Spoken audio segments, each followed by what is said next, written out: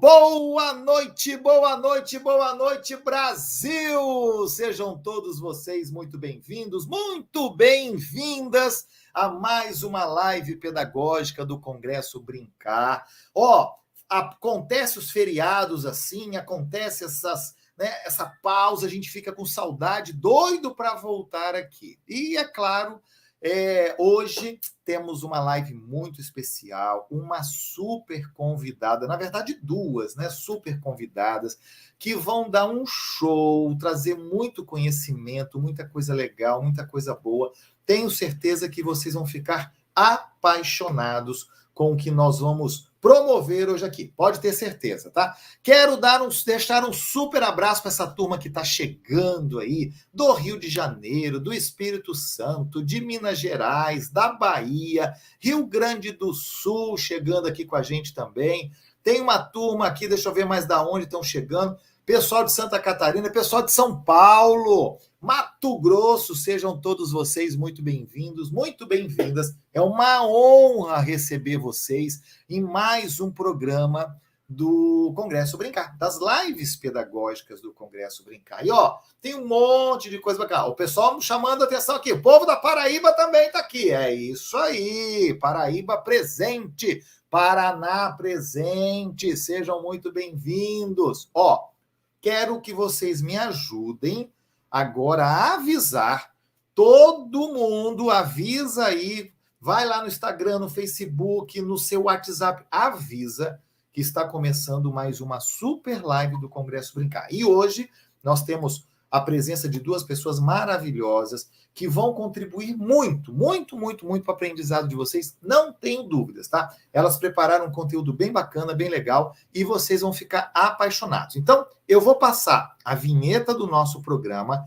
Enquanto eu passo a vinheta, você nos ajude a dar um like aí, você que está no Instagram, sabe? Dá no coraçãozinho aí, avisa para o pessoal que começou. Você que está no Facebook também, dá um like, compartilha no Stories, compartilha no feed, compartilha nos grupos que você pertence aí, avisa que começou essa live. E você que está no YouTube também, deixa o nosso like aí, que é importante.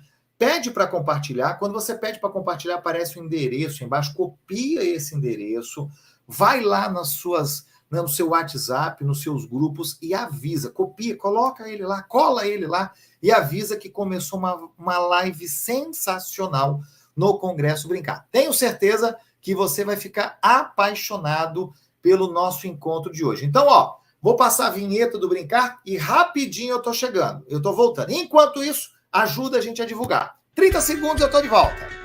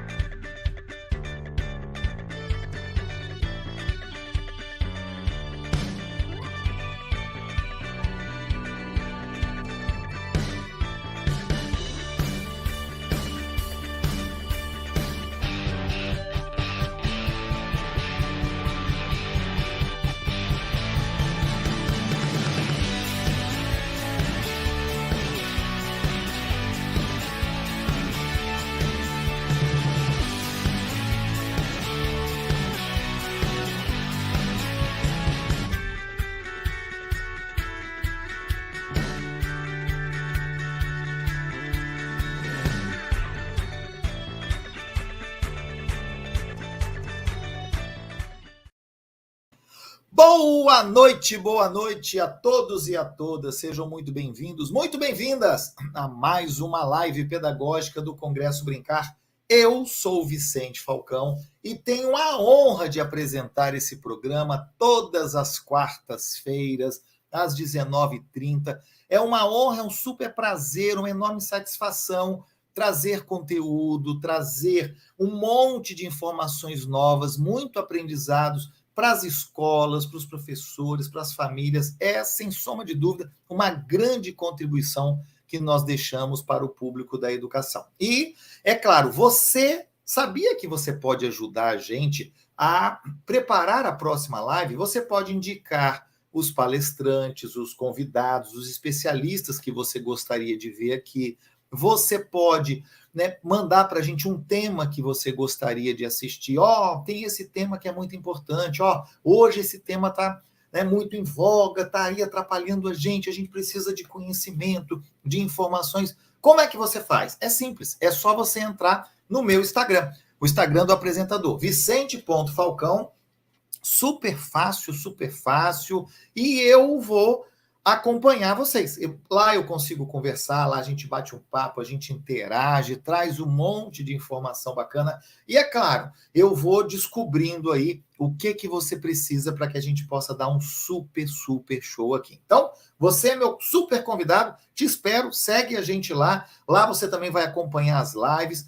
Você que está chegando pela primeira vez, algumas informações importantes. Primeiro, essa live fica gravada no YouTube e no Facebook do Congresso Brincar. Então, se por algum motivo você não conseguir assistir o teu final, você pode entrar lá depois nos nossos canais, assistir, você pode compartilhar, você pode mandar para os seus grupos de estudo, de trabalho, está à sua disposição, ela é sua aí, né? E nós vamos nos sentir muito honrados em estar na sua escola, na sua faculdade, nos seus planejamentos.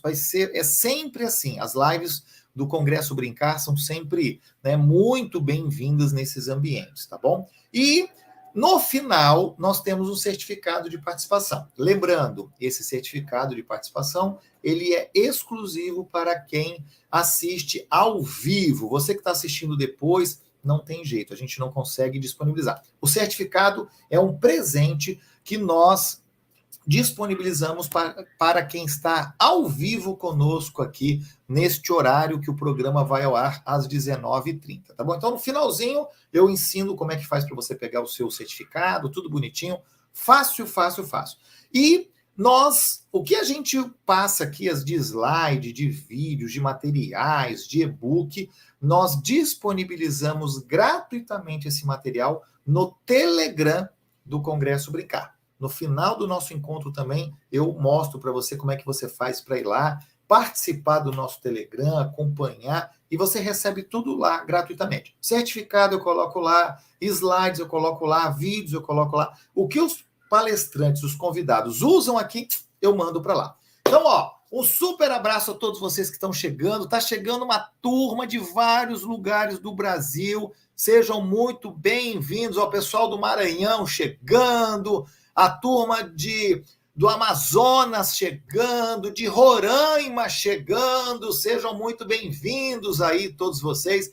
Santa Catarina com a gente, Paraíba com a gente, Guarapari, vamos embora, sejam todos vocês muito bem-vindos aí. E vamos começar? Eu vou chamar a nossa, né, queridíssima professora Luciana Farias. Luciana, seja muito bem-vinda! Olá, pessoal! Boa noite! Boa noite, Brasil! Ai, que delícia estar aqui. Sempre é um prazer enorme estar participando das lives do Congresso Brincar.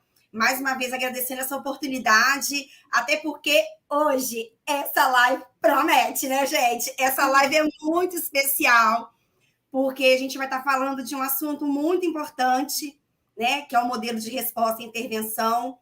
A gente está passando por uma fase tão difícil, né, pessoal? De pandemia ainda, que não está 100% sanada. E essas crianças estão chegando nas escolas, estão chegando nos consultórios, cheia de alterações. Então, a gente vai discutir com quem sabe de verdade, né? Então, eu estou muito feliz, muito feliz pela oportunidade de estar hoje com essa pessoa linda, minha mentora, gente. Sou suspeita para falar.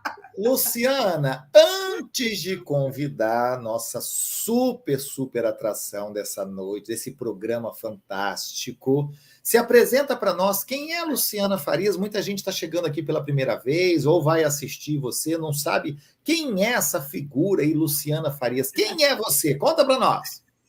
Pois é, gente, a Luciana Farias é uma fonoaudióloga, pedagoga, com 28 anos de experiência dentro da área de educação, uma apaixonada pela educação, uma apaixonada pela aprendizagem e hoje, né, apaixonada pela fonoaudiologia educacional, que é a área, né, minha área de atuação.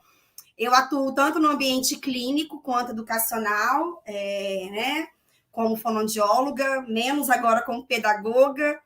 Então, eu não tenho nem palavras para expressar a minha felicidade de estar aqui hoje compartilhando com vocês um pouquinho, né, desse conhecimento com uma pessoa maravilhosa que eu tenho uma grande admiração, que é a nossa querida doutora Simone Capellini. Muito bem, vamos chamar a nossa doutora, né? Vamos! Doutora Simone Capellini. Seja muito bem-vinda, doutora Simone. Uma honra receber você em nosso Congresso Brincar. Olá, Vicente. Olá, Luciana. Olá, Diego. Muito obrigada pelo convite. Eu estou muito feliz de estar aqui. Queria dar um olá especial para todos os nossos ouvintes, para todos os nossos participantes. É um prazer estar com tantas pessoas de tantos lugares do Brasil. É um alcance, né, que não dá para evitar de falar que é maravilhoso, né, estarmos todos juntos aqui reunidos para essa noite de discussão. E é um prazer enorme estar aqui com a Luciana, que é uma querida em todos os sentidos, tanto do ponto de vista profissional como pessoal, é uma amiga querida, então vai ser muito bom estar aqui hoje com vocês, discutindo e falando um pouquinho sobre a paixão que nos une, né, Luciana? Que é a fonoaudiologia educacional e o modelo de resposta e intervenção. Não dá para esquecer dele, nunca, né? Doutora Luciana, a doutora Simone, a doutora Luciana já está conosco há bastante tempo, a gente já faz um trabalho muito legal junto, enfim, né? Ela já me acompanha aí um tempão. E, toda vez que nós estamos juntos, tomando um café, em evento, em curso, em palestra, em live, ela sempre fala assim, nós temos que trazer a doutora Simone Capellini. Nós temos que trazer convida ela para vir. Vamos, chama, ela vai ser uma honra. A doutora Simone tem que estar num Congresso Brincar ao vivo, né? Presencial. Não só ela, mas as meninas da equipe dela, do LIDA, que é o Laboratório de Investigação dos Desvios de Aprendizagem, que eu estou sempre falando, sempre divulgando, né? Nós vamos conhecer um pouquinho também dessa grande equipe de pesquisadores, né, da aprendizagem, da linguagem, da alfabetização.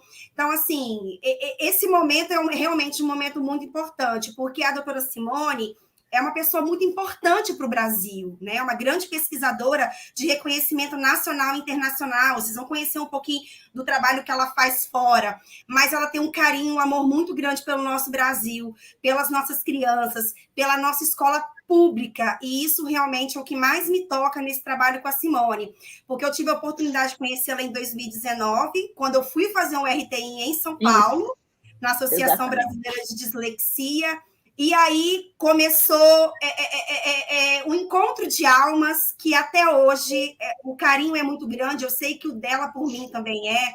O carinho pela equipe dela, as meninas do LIDA também.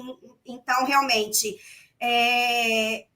professor que está aqui, pedagogo, gestor, preste bastante atenção nesse momento, nesta live, compartilhe com o máximo de pessoas possível, porque nós estamos passando um grande aperto com essa questão do Covid-19, né? Isso abalou o desenvolvimento das crianças, não só o desenvolvimento como um todo, não só da aprendizagem. E que a gente quer compartilhar com vocês hoje de que há uma esperança, há uma forma da gente tentar salvar as nossas crianças do risco, né, da dificuldade ou do transtorno da aprendizagem. E eu acho que é isso que nós estamos precisando ouvir. A gente está precisando ouvir alguém apontando uma luz no fim do túnel. Então, que esta live de hoje sirva para isso, para a gente entender que existe, sim, uma luz no fim do túnel, e a gente não escolheu, né, tá convidando a doutora Simone à toa. A gente sabe que o nosso público maior é o professor da escola pública, também temos da rede privada, mas aproveitem o máximo. Anotei algumas perguntas que as pessoas me mandaram em relação ao nosso assunto de hoje, que é a relação da dislexia e o modelo de resposta e intervenção. Mas, tendo alguma dúvida, manda aqui para a equipe do Congresso Brincar. Uma outra coisa bacana da doutora Simone é que ela é muito acessível, tanto ela quanto as meninas da equipe dela. Então, assim, no final a gente vai estar divulgando, né, as redes sociais. Então, convide algum fonoaudiólogo educacional, alguém da equipe dela, para falar um pouco mais, aprofundar um pouco mais sobre o assunto, se vocês acharem que não foi o suficiente aqui, porque a gente tem um tempo que é mais curto, né, gente? Então, não percam de vista essa oportunidade e, precisando, com certeza, ela vai estar dando esse suporte. Muito bem. Luciana, vamos começar da seguinte forma.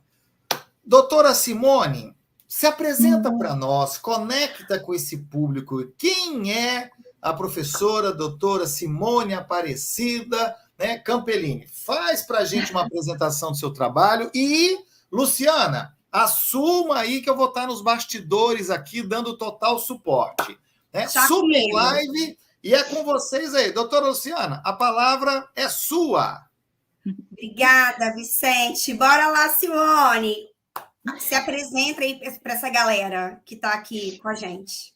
Na verdade, eu vou começar dizendo que eu sou uma fonoaudióloga educacional, antes de tudo, né? E uma pesquisadora, docente do Departamento de Fonoaudiologia da Universidade Estadual Paulista, da Unesp de Marília, uma das 3 universidades que nós temos no estado de São Paulo, que é a Universidade Estadual.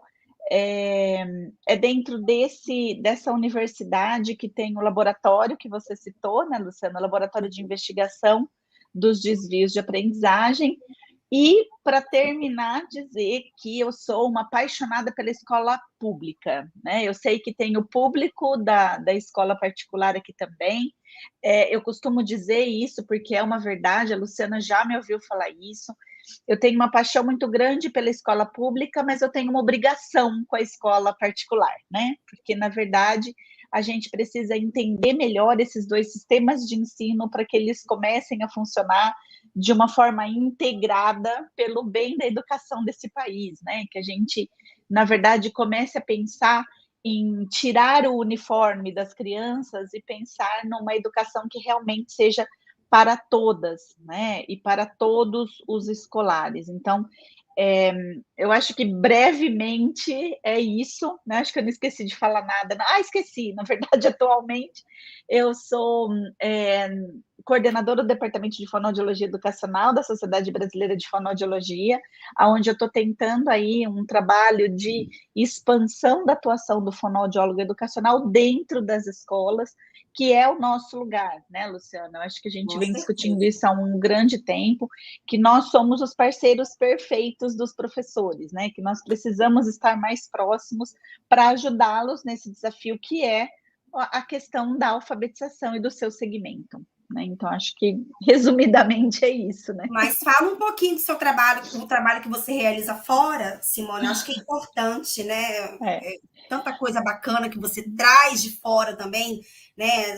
Dos países que trabalham com evidência científica, é um trabalho super bacana, e é aí que entra a sua equipe. Por isso que você tem uma equipe tão redondinha, tão fechadinha, de pesquisadores, justamente pesquisando o que tem de bom fora para trazer para a gente no Brasil. Tem que falar sobre isso, não tem jeito. Então não tem jeito, né? Então eu vou falar brevemente. Na verdade, eu sou hoje, além de docente da Universidade Estadual Paulista, da Unesp, eu também sou professora da Universidade de Macerata, na cidade de Macerata, na Itália. Lá eu sou do Departamento de Educação Especial e o meu trabalho lá é desenvolver programas de intervenção precoce para crianças de risco, para problemas de aprendizagem, para problemas de atenção e para problemas que são motores, principalmente de coordenação motora fina, que podem aí atrapalhar o desenvolvimento da escrita das crianças, né? Ao longo de todo esse tempo, eu venho realizando algumas assessorias na Espanha, nos Estados Unidos, no Chile, justamente para tentar melhorar aí, né, junto com outros pesquisadores, as questões de aprendizagem, né? E hoje a gente tem um trabalho muito consolidado, né, com esses países e principalmente com os Estados Unidos, né? Quando a gente pensa aí em trabalho com a identificação precoce, né, de crianças de risco aí com problemas de aprendizagem. Excelente, um trabalho formidável, eu sou muito fã, sou suspeita para falar. Então, assim, a primeira pergunta, Simone, é para, né, o nosso público entender o que é um modelo de resposta à intervenção, né? Que sistema integrado é esse que é tão importante para o processo de alfabetização das crianças, principalmente no primeiro e segundo ano do ensino fundamental 1? Então, na verdade, é bem interessante a gente estar discutindo aqui com um público que é mais de 80%, né, voltado para a educação, porque a gente precisa difundir melhor isso no Brasil, né? Na verdade, nós estamos falando de um modelo que ele já é utilizado desde a década de 70 nos Estados Unidos, na Inglaterra, no Canadá, mais recentemente, né, no Brasil e na Espanha. Na Itália também a gente utiliza muitos modelos de resposta à intervenção, só que lá eles não recebem esse nome, né? Eles recebem o nome de modelo de intervenção precoce, muda um pouquinho a nomenclatura, mas a essência é a mesma. Na verdade, nós estamos falando, e eu acho que o professor precisa ouvir isso, porque é um momento onde a gente sente o quanto no Brasil a gente precisa ter uma equipe dentro da escola, né? A gente precisa ter o fono educacional, o psicólogo educacional, o educador especial, o psicopedagogo, porque, na verdade, o modelo de resposta à intervenção, ele é um modelo educacional, né? Ele é um modelo que ele surge na década de 70, finalzinho da década de 70, começo da década de 80, com uma filosofia de ser uma proposta alternativa ao diagnóstico das crianças com problema de aprendizagem, porque a gente sabe, né, que toda vez que nós falamos em diagnóstico de dislexia, principalmente, né, ou dos transtornos específicos de aprendizagem, descalculia, desortografia, agora disgrafia, que assumidamente se tornou, né, um diagnóstico mais motor. Na realidade, a gente sente que essas crianças, a gente só vai conseguir fazer um diagnóstico muito preciso, muito seguro, só quando essas crianças tiverem 9 anos de idade, né? Mas o que a gente vai fazer até lá, né? Eu vou ficar olhando para essa criança se desenvolver com dificuldade, eu não vou fazer nada? Não. O modelo de resposta à intervenção, ele surge trazendo uma concepção que o Brasil só começou a discutir em 2004, que é a concepção de identificação de risco para a dislexia, identificação de risco para os problemas atencionais ou para os problemas motores finos, por exemplo, ou mais globais. Então, a gente acaba trazendo uma coisa que eu acho que é muito especial o professor entender, e nós também, né, enquanto equipe, que a escola é o espaço de investimento no aluno, né?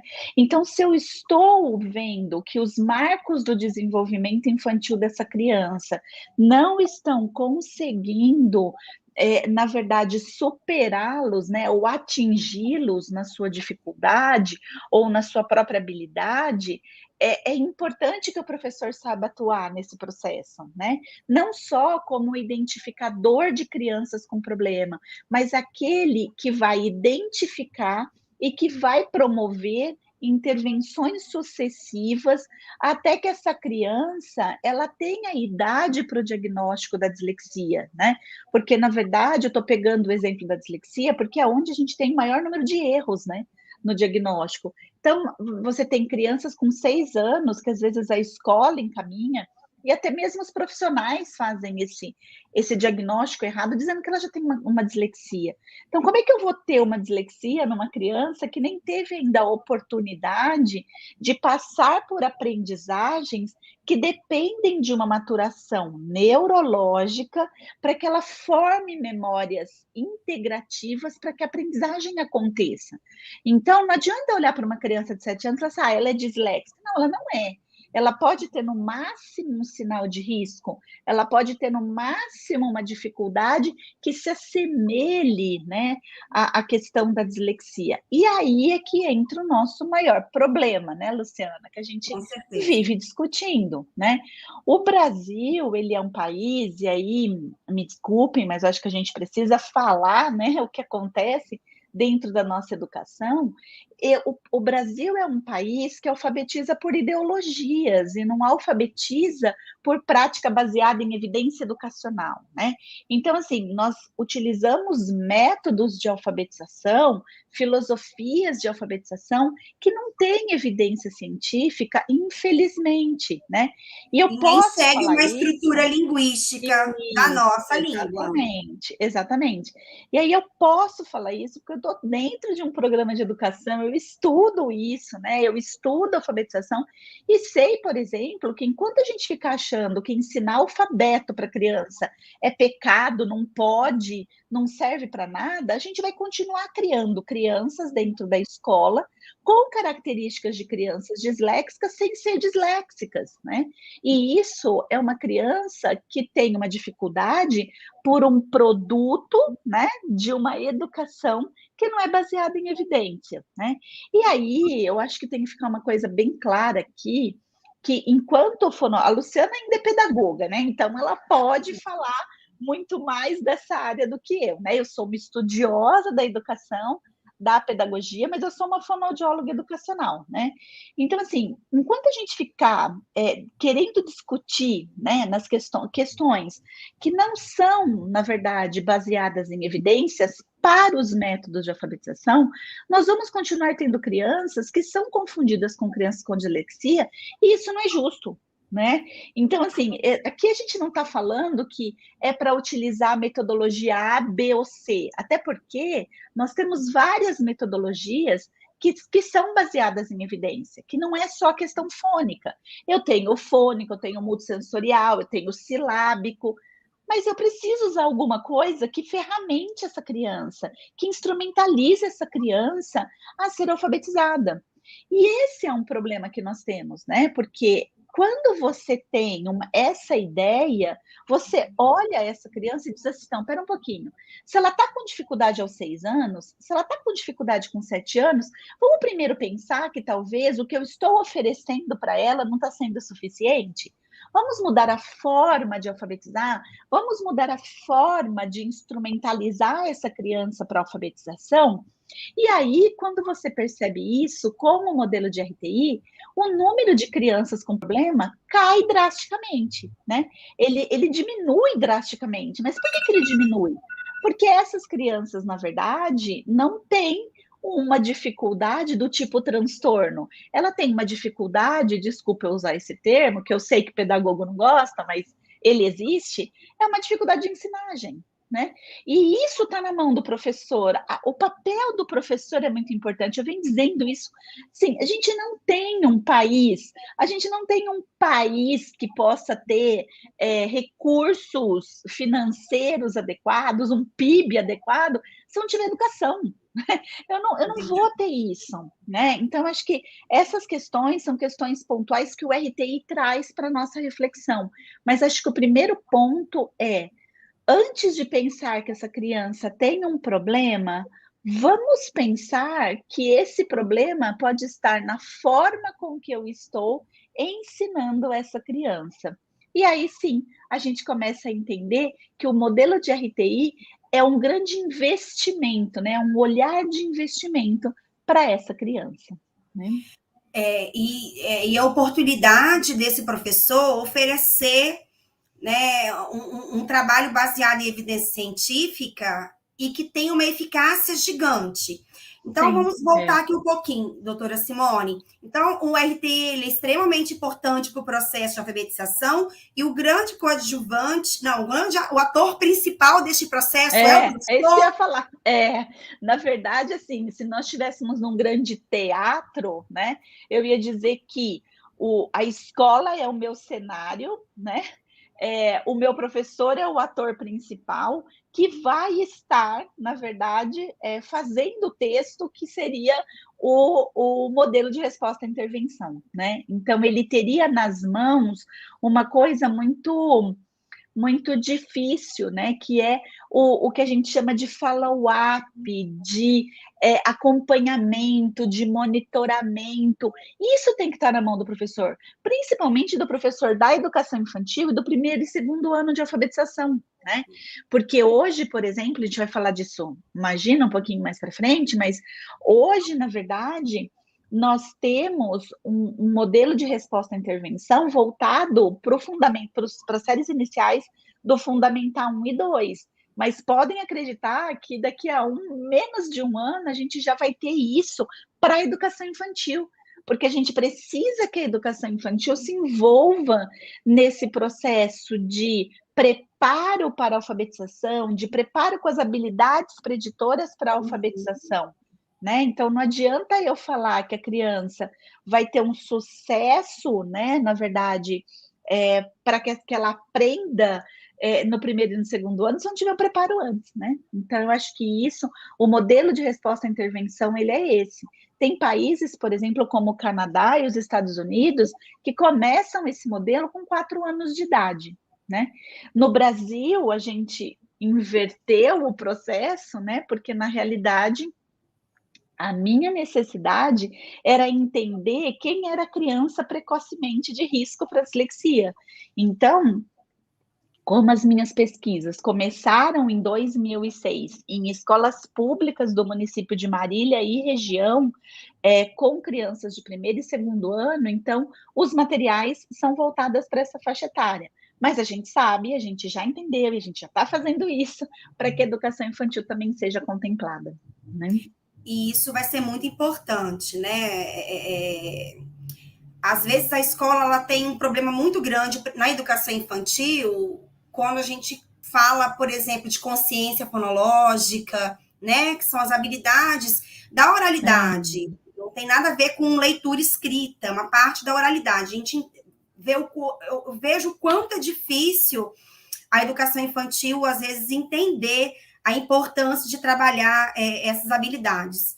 E, assim, quando eles chegam no primeiro e no segundo ano, a gente percebe uma incidência muito alta de falsos positivos ou falsos negativos. Eu queria que você falasse um pouquinho sobre isso, né? Até para que os nossos professores eles fiquem em alerta, né? Existe uma idade para o diagnóstico, e quando a gente pensa, a gente ficou 1 ano e meio com essas crianças fora da escola, porque por mais que o meu professor seja maravilhoso, né, que ele tenha se dedicado, a gente sabe que a aula online não foi suficiente, os pais não são especialistas e que isso criou um rombo. E cada vez mais, agora, neste momento, a situação já não estava muito boa. Agora piorou um pouquinho nesse modo. E, assim, crianças com laudo, sem ter tido a oportunidade de passar, né, por um processo de intervenção de qualidade. Eu acho que você falou de 3 coisas muito importantes, né? Eu levanto 3 tópicos aí para a gente poder discutir. O primeiro deles é assim, né? É entender que quando a gente fala, isso é um problema, né, dentro do nosso país, por quê? Porque, olha só, eu vou começar de trás para frente, tá, gente? Que eu acho que é melhor para entender, né? A metodologia fônica, ela é, na verdade, uma metodologia que é pautada no ensino da relação das letras com a oralidade. Ponto, tá bom? Não existe um modelo único de método fônico para ser utilizado no mundo, né? Diferente, por exemplo, se eu falar aqui de método multissensorial. Eu tenho as etapas, eu tenho as fases, eu tenho os materiais e o instrumento, ponto. É isso que eu tenho que usar. Na metodologia fônica, isso não é assim. Então, por exemplo, cada país ele pode optar como que vai ser a forma de abordar a metodologia fônica em sala de aula. Mas isso é uma coisa que o país, o MEC, precisa resolver. Esse é um outro problema, porque o nosso país não tem essas decisões, infelizmente, né? Bom, mas enfim, o que acontece? Por que eu estou dizendo isso? Porque por conta disso, a metodologia fônica que chega no Brasil e começa a ser difundida é uma metodologia fônica baseada nas habilidades metafonológicas. Só que as habilidades metafonológicas, elas não alfabetizam. Porque, na verdade, as habilidades metafonológicas, que é aquela capacidade que a criança tem de perceber, manipular, produzir os sons da fala, esta habilidade é uma habilidade de linguagem oral. Essa habilidade de linguagem oral, ela vai ser preditora para a alfabetização por um único motivo só. Pelo fato do nosso sistema no Brasil de língua escrita ser alfabético, ser baseado num padrão de relação letra-som muito alto, ou seja, eu tenho um número maior de letras que são correspondentes únicas de um som. Então, isso é uma coisa que a criança ela vai ter que trazer. Então, essa relação que a gente chama, né, de relação oralidade e escrita, ela vai acontecer. Ela é necessária no nosso país para a aquisição da língua portuguesa. Então, esse é um ponto importante. Por isso que eu não posso confundir, né? Então, eu não posso dizer assim, olha, o professor de educação infantil que deveria estar trabalhando a habilidade metafonológica, porque é um preditor para a alfabetização, junto com memória operacional fonológica, junto com nomeação automática rápida, junto com percepção visomotora, junto com vocabulário, com função executiva, ele não vai trabalhar. Porque ele entendeu em algum momento, ou deixaram que o meu professor entendesse, porque tem esse outro lado também, que é melhor nem discutir agora, né? Senão seria a noite inteira para isso. Ou o meu professor percebeu isso, ou não, ou deixaram ele perceber que a habilidade metafonológica era método fônico e não Exatamente. São coisas diferentes. Então, o professor que está ali com atividades que são mais lúdicas na educação infantil, da criança perceber que o bolo, do começo do bolo, está no meio de borboleta, está no final de lobo, e ele acha a letra do bolo, da borboleta, que é o que faz e que tem a letra B. Então, isso, na verdade, não é alfabetizar. Isso é mostrar as correspondências que a criança da educação infantil já faz naturalmente, gente. Quem está em sala de aula com o professor de educação infantil sabe que a criança da educação infantil vira e fala assim, tia, é o A da Amélia? Aí a professora fala, é. Tia, é o L da Lúcia? É. Você vai fazer o quê? Não vou falar porque isso é letra, isso alfabetiza, isso só no primeiro ano. Como que separa uma criança num processo de relação, ensino, aprendizagem, que vai acontecendo naturalmente, porque o nosso mundo é letrado, porque o nosso mundo é cheio de letras, é um mundo para a criança nessa idade, é um mundo mágico de letras, ela quer conhecer. E aí, como é que você vai segurar isso? Você não segura, né? Se você segura, você faz com que essa criança chegue já com defasagem no primeiro ano de alfabetização. Mas aí o que acontece? Ela chega no primeiro ano de alfabetização e o professor do primeiro ano, porque não pode trabalhar som, porque não pode trabalhar letra, porque isso não é adequado para a minha criança, porque isso não faz parte da aprendizagem, não ensina para ele que, na verdade, as letras têm um som. E aí eu quebro o primeiro princípio do ensino de um país com sistema de escrita alfabética tão transparente como o português brasileiro, que é essa relação, porque ela já faz isso lá na educação infantil. Então, a hora que ela vê a palavra boneca e ela vê que aquele B tem a mesma forma do B que está na camisa da criança escrito Bia, no seu cartãozinho, ela vai falar, o B de boneca é o B da Bia. E aí o professor diz que ela não pode fazer isso porque isto é método fônico. Quem disse? Isso é sistema de escrita com base alfabética, que vai estar presente em qualquer outro método baseado em evidência, como o multissensorial, como o silábico, por exemplo, mas não vai estar no global. Por isso que o método global, ele não serve para países que têm o sistema de escrita de língua alfabética. Ele serve para a China, ele serve para a Coreia, ele serve para o Japão, mas ele não serve para o Brasil, ele não serve para Portugal, ele não serve para a Espanha, ele não serve... Por isso que esses países não usam esse método. Mas o Brasil continua fazendo isso há décadas, né? Sem refletir sobre o prejuízo que nós estamos ocasionando na alfabetização dessas crianças. E aí, o que vai acontecer? Que é essa fala que a Luciana teve, né? A coisa não está vindo bem. Vocês sabiam, gente? Vocês sabiam que só 2% dos nossos adolescentes de 15 anos, eles conseguem ler um texto e entender o que está escrito no texto? 2% de 17 milhões de estudantes, gente, é muito pouco. Agora, 50% ou mais de 50% desses 17 milhões, eles só vão entender a seguinte forma de compreensão de palavra, que a figura pipoca é igual à palavra pipoca. Vocês acham que o adolescente de 15 anos, gente, tem que estar com esse nível de leitura? Porque esse nível de leitura não é nem de uma criança de primeiro ano. Então, vocês entendem que, na verdade, a nossa situação já era ruim, porque a gente não tinha bem claro qual a melhor metodologia de alfabetização que a gente poderia utilizar com as nossas crianças. E aí veio a pandemia. Então, a nossa situação não era boa. Nós fomos os únicos países do mundo que ficamos 2 anos com a criança fora da escola. Isso é uma coisa que eu não consigo entender até hoje. Os outros países ficaram no máximo 3 meses. Nós ficamos 1 ano e 7 meses, quase 2 anos. E aí, é claro que a situação piorou, né? Hoje você tem crianças que estão com 6 anos de idade, que estão chegando no primeiro ano, elas não conseguem, gente, ter a mãozinha, o movimento de trípode digital dinâmica, que é o movimento de pinça para segurar o lápis. As crianças, elas sabem o alfabeto, mas a hora que você pede para ela escrever a palavra bala, ela não sabe que letra que ela usa para escrever a palavra bala. Então, nós temos hoje, eu brinco, né, que na verdade antes nós tínhamos uma lacuna, hoje nós temos um canyon, né? Porque o tamanho da distância que nós temos entre o que é esperado para uma criança aprender na seriação e o que ela realmente está pronta para aprender é outra coisa, né? E aí nós vamos ter que falar do quê? De pré-requisitos para alfabetização. Eu vou ter que falar do quê? De marcos do desenvolvimento infantil.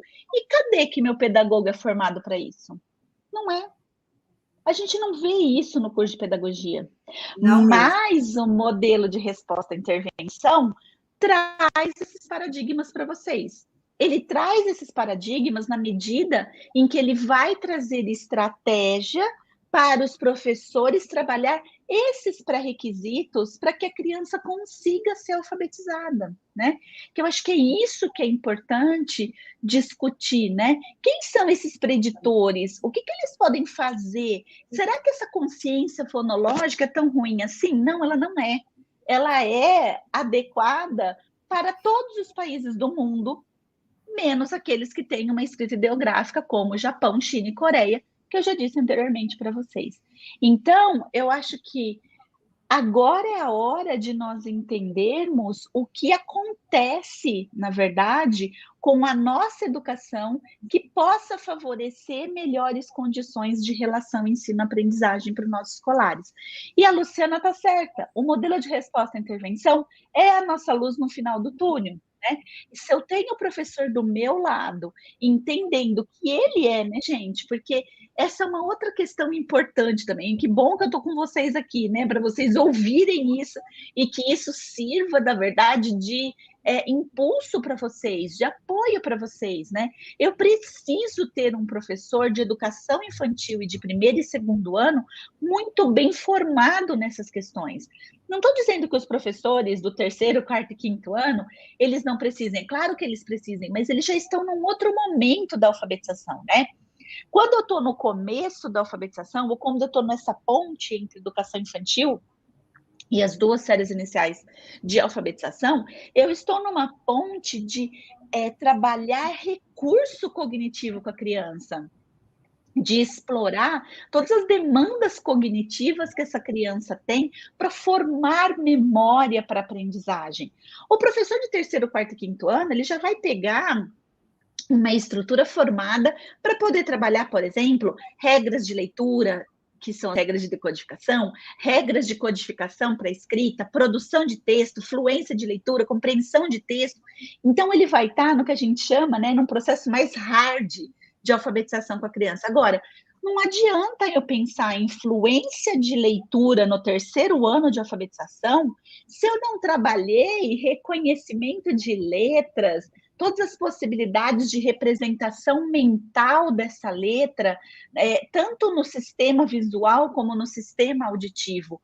Como é que uma criança vai conseguir estabelecer padrão de relação letra-som se ninguém contou para ela que o P, Q, B, D são as mesmas formas? Eu tenho semicírculos, eu tenho traços, e que, na verdade, dependendo de como eu apresento a letra, ela muda o seu valor. Uma é P, a outra é B, a outra é Q, a outra é D. Então, isso é direcionalidade de letra, é direcionalidade, é posicionamento e é relação sonora, né?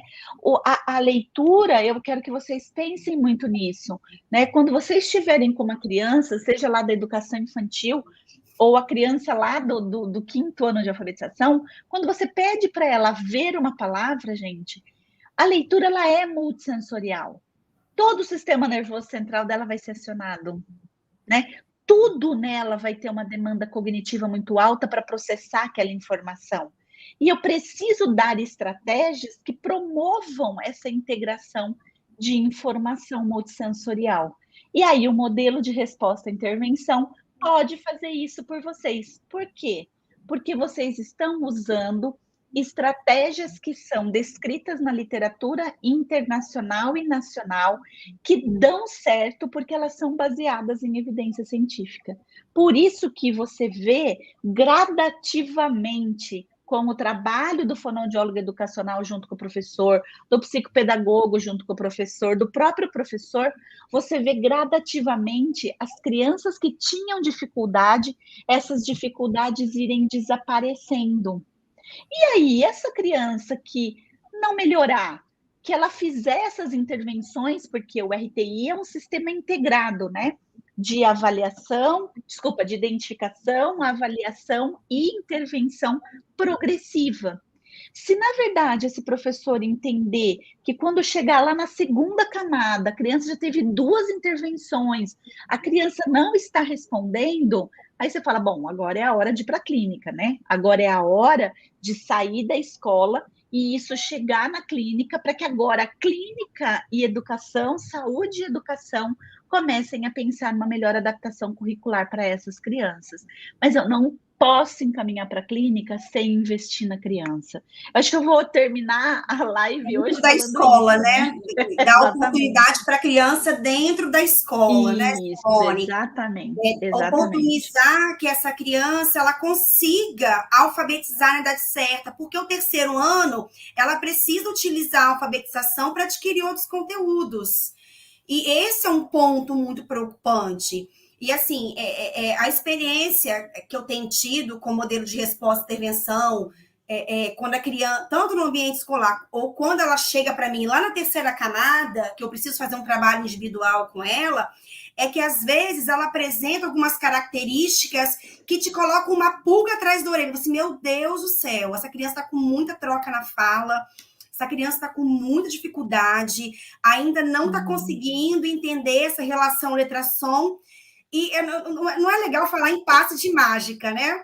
Mas é como se o RTI fosse realmente um passe de mágica. Eu até tive a oportunidade de fazer um curso esses dias com a Claudinha Silva, que é uma das pesquisadoras da doutora Simone, contando um pouco para ela do quanto o material do RTI tem auxiliado no ambiente clínico até para melhorar as trocas na fala da criança.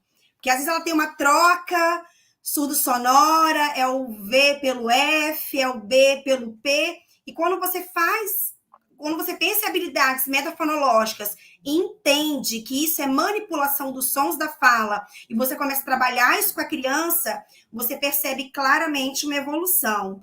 Então, eu acho realmente que as escolas precisam conhecer isso, né? Que os professores estejam abertos a conhecer o modelo de resposta e intervenção, porque a gente vai estar salvando muita criança desse falso negativo. Isso. E aí, você falou uma coisa importante, que eu acho que é importante também o professor ouvir isso, né? Internacionalmente, os profissionais que trabalham, né, que pesquisam com o modelo de RTI, eles são unânimes em dizer, né, e isso é uma fala que não é minha, é uma fala internacional, a gente diz isso, né, os problemas de aprendizagem, eles são mais fáceis de prevenir do que de remediar, né, então é exatamente essa articulação com a escola que vai fazer a gente entender se essa criança que está com a gente, e no Brasil isso é muito importante, né? Porque imagina, nós temos um país que tem uma grande vulnerabilidade social, né? A gente tem crianças que vêm de diferentes meios, a gente tem uma sala de aula extremamente heterogênea, né? Quem é professor aqui sabe muito bem disso, né? Então, na verdade, o que acontece? Você vai ter uma equalização dessa sala de aula, diminuindo essas diferenças que acontecem entre as crianças, tirando as crianças, né, dessa situação de problemas de aprendizagem por conta da vulnerabilidade social, sociolinguística, entendeu? E aí você traz para você entender realmente quem é aquela que está no meio dessas crianças, e que se a gente não tiver um olhar adequado, ela não vai ser identificada, que é o que acontece, por exemplo, quando as crianças que estão no 5º, 6º ano, e o professor encaminha, mas olha só, ninguém viu que essa criança tinha uma dificuldade antes? Não viu, sabe por quê? Porque o Brasil, vou falar de novo, gente, é duro, né? É duro a gente ouvir algumas coisas, falar algumas coisas do nosso país. Algumas verdades. Exatamente. Nós temos uma política, e quem é de escola sabe muito bem disso, que é a política do espera mais um pouquinho. Ah, Simone, ele não tá lendo, espera mais um pouquinho, ele não terminou o 1º ano. Ai, Simone, ele não está conseguindo ser fluente na leitura, espera mais um pouquinho, né? Ele não chegou no 3º ano ainda. Gente, não é uma questão de esperar nada, né? Primeiro que, assim, o pouquinho e o tempo a criança não tem, né? Por que ela não tem? Porque ela está na escola, ela está sob um controle de instrução.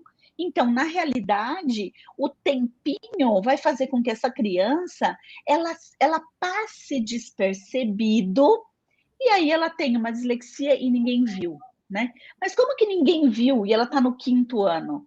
Gente, no Brasil isso acontece, né? E então, assim, a gente tem... E aí a gente tem uma coisa que o RTI, que é isso que a Luciana falou por último, né? Então, assim, tem uma coisa que o RTI, ele é muito pontual e ele mostra isso muito para o professor, né? Que é a questão do falso positivo e do falso negativo. Então, assim, o RTI, ele ajuda a diminuir o falso positivo, ou seja, aquela criança que não tem nada, mas porque as pessoas não fazem uma avaliação bem feita, porque não existe um encaminhamento dessa criança adequado, porque os profissionais acham que podem dar o diagnóstico de dislexia em qualquer idade, ela acaba se tornando uma criança disléxica, mas ela não é disléxica. E ele muitas ajuda vezes também... toma medicação, né, Simone? Ainda insere uma medicação nessa criança. Isso, né? E que não precisa, né, gente? Se ela é uma criança com dislexia, ela tem uma alteração de processamento da informação, e processamento de informação é ou estimulação adequada para a circuitaria neurológica acionar e processar a informação, ou terapia para esse funcionamento neurológico funcionar. E o RTI também ajuda a diminuir o falso negativo, ou seja, né, aquelas crianças que eu deixo, e eu só vou identificar quando ela estiver no 5º, 6º ano. Então, na verdade, se eu tiver um professor orientado para que ele já comece, identifica a dificuldade, faz um trabalho pontual, reavalia essa criança dentro de um contexto de rastreio, verifica se a criança melhorou ou não. Então, olha só, uma criança que iria ser identificada só no 5º ano, passa a ser identificada agora no 1º ano. Entendeu? Aí, Simone, antes da gente mostrar, né, porque a gente quer mostrar para vocês o material do RDI, para vocês entenderem um pouco melhor o objetivo, acho que é importante colocar aqui para o pessoal entender um pouco melhor as 3 características da dislexia, né? Como é que eu vou, de repente, começar a olhar para minha criança e falar, pode ser que tenha alguma coisa errada. Eu gosto muito dessa fala sua, das 3 características pontuais da dislexia.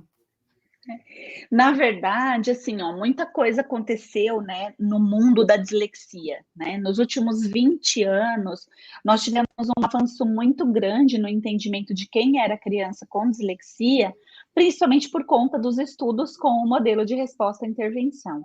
Então, hoje, quando a gente discute a questão do diagnóstico, nós temos que fazer o levantamento do que a gente chama de tripé. Então, nós vamos ter aí 3 informações importantes da gente pensar quem é essa criança com dislexia. Primeira coisa é já identificar isso na educação infantil. Por quê? Porque a primeira característica, a primeira manifestação, né, vamos chamar assim, a primeira manifestação da dislexia são as dificuldades de aprendizagem. Mas como assim, Simone? Como é que eu vou ver isso na educação infantil? De várias formas. É a criança que tem uma dificuldade de vocabulário, porque ela tem um vocabulário mais restrito, ela não consegue lembrar das palavras para poder se comunicar de uma forma correta. Ela é uma criança que está sempre perguntando, que? Dá para repetir?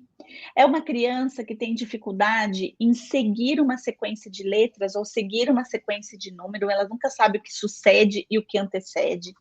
É uma criança que tem dificuldades em seguir, por exemplo, cantigas de roda, que tenham, na verdade, uma sequência. Então, cabeça, ombro, joelho e pé.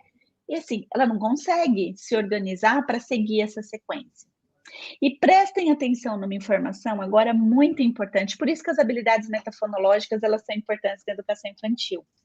Porque as crianças na educação infantil que tiverem dificuldade para separar as palavras em som ou em sílaba, olho nessa criança. Então, a criança, por exemplo, que você fala assim, vamos separar a palavra bolacha?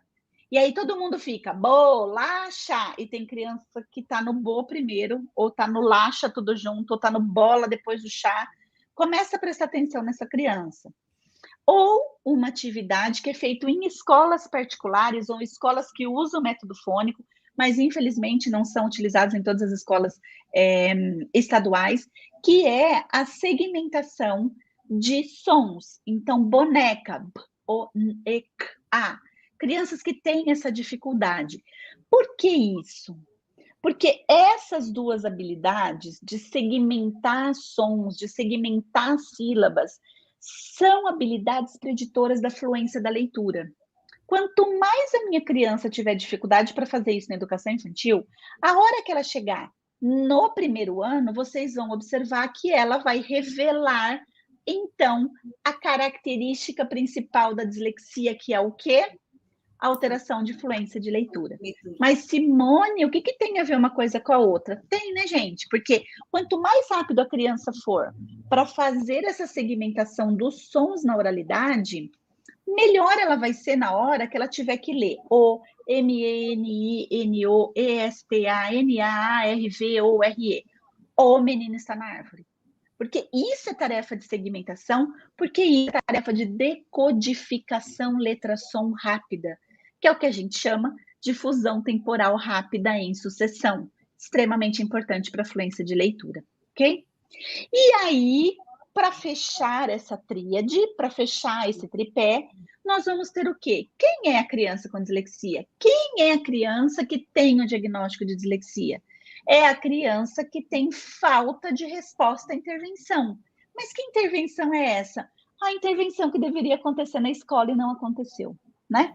É a intervenção que o professor já deveria estar dando para essa criança, como, na verdade, o que a gente chama de suporte para essa alfabetização, que é o trabalho com os preditores para a alfabetização, né? Então, habilidade metafonológica, nomeação rápida, como eu disse anteriormente para vocês, memória operacional fonológica, vocabulário.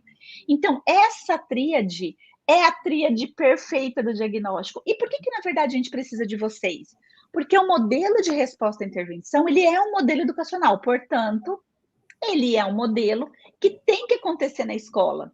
E se a minha criança não responde à primeira intervenção educacional, ela não responde à segunda intervenção educacional, aí sim, eu vou procurar a clínica, mas eu já sei, eu, professor, já sei, olha, essa criança falhou a 2 intervenções consecutivas. Então, ela é uma criança disléxica. Então, é isso, né? Hoje, o diagnóstico da dislexia mudou. Hoje, e isso mudou, quem é clínico aqui sabe disso, mudou inclusive o manual que determina as características do diagnóstico das crianças. Mas por quê? Porque ele está apoiado nos estudos do RTI. Eu estou apoiada, gente, na escola. Então, de novo, vou falar para vocês a importância de vocês nesse processo, né? Finalmente, nós estamos entendendo, e o modelo de resposta da intervenção, ele também traz isso.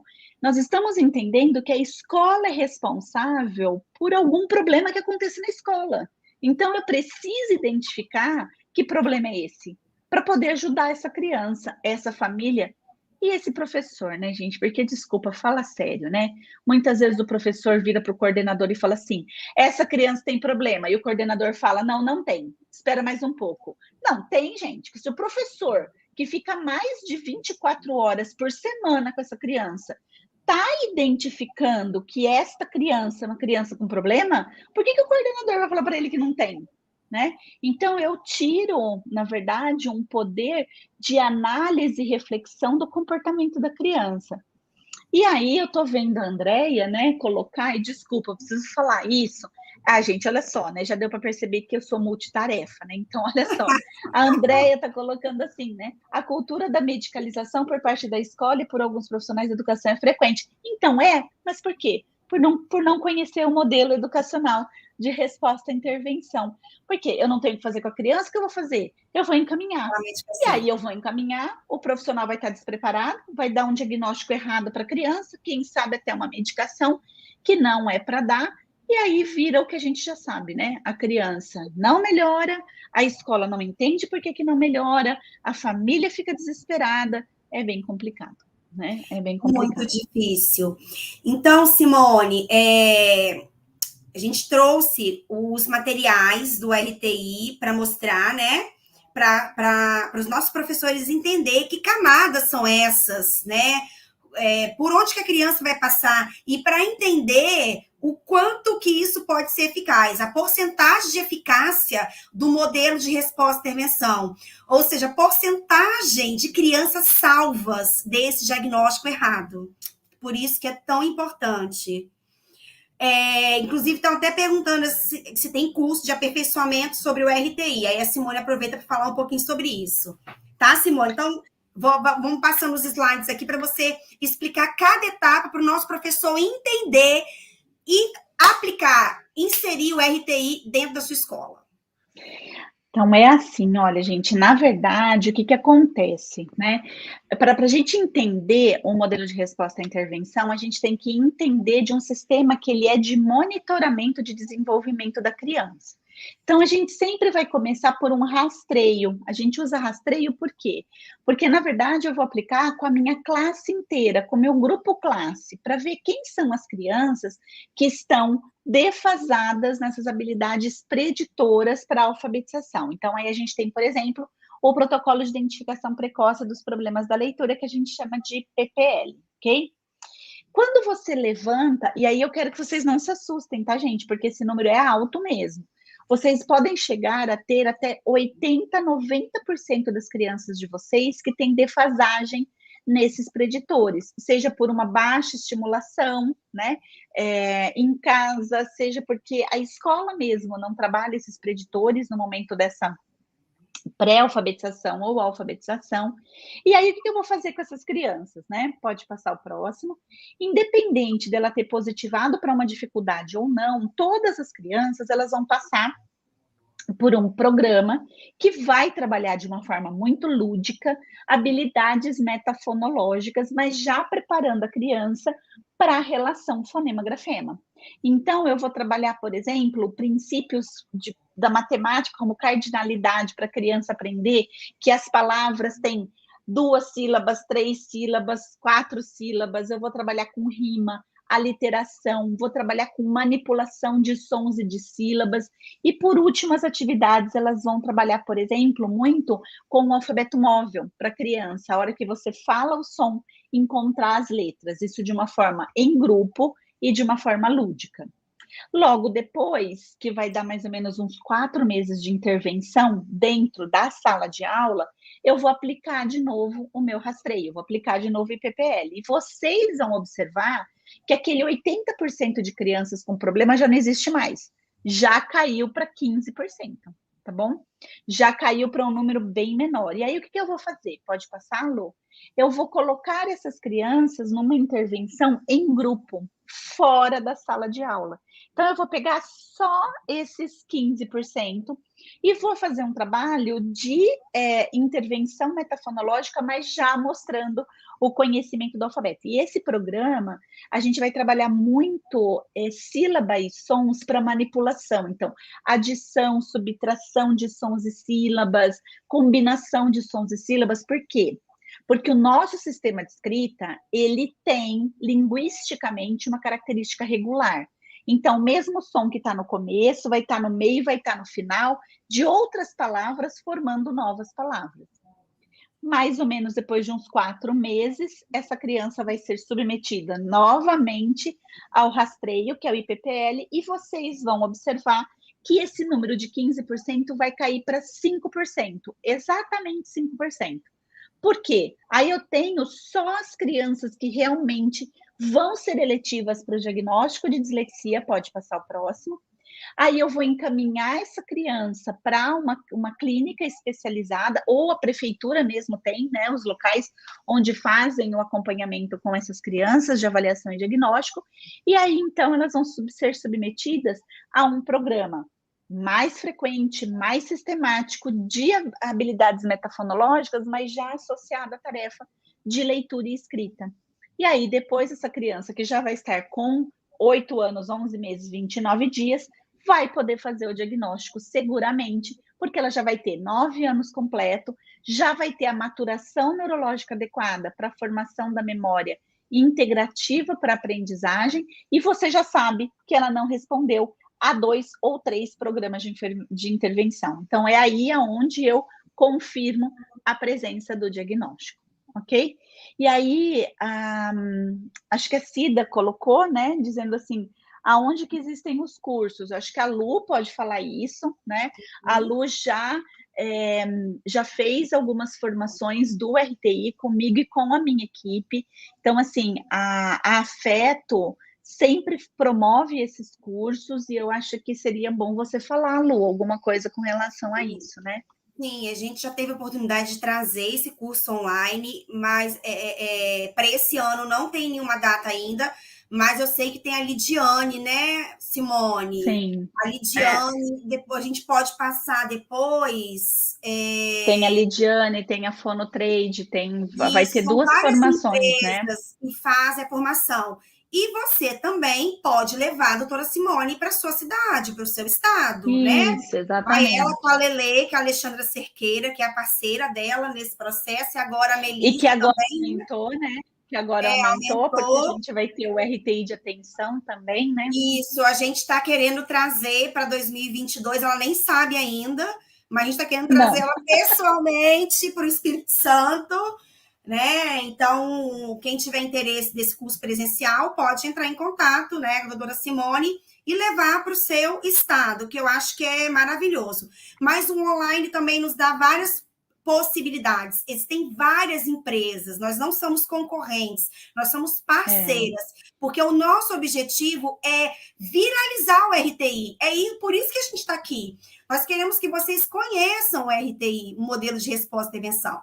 E uma coisa que o pessoal pergunta, Luciana, o RTI é só para o fono? Não, gente, foi falado várias vezes, o RTI é para a escola, o ator principal deste processo é o professor. É importante o fonoaudiólogo educacional? Ele vai fazer uma grande diferença dentro da sua escola, né, como especialista em comunicação humana. Mas o grande ator principal do RTI é o professor, tá? Mas, gente, vamos amadurecer também para contratar os fonoaudiólogos educacionais. A gente tem algumas experiências, né, Simone, de profissionais que fazem trabalhos belíssimos dentro da escola. E a gente sabe que as escolas não têm esse olhar, né, do quanto que o fonoaudiólogo educacional pode ser parceiro dessa equipe pedagógica. Né, Simone?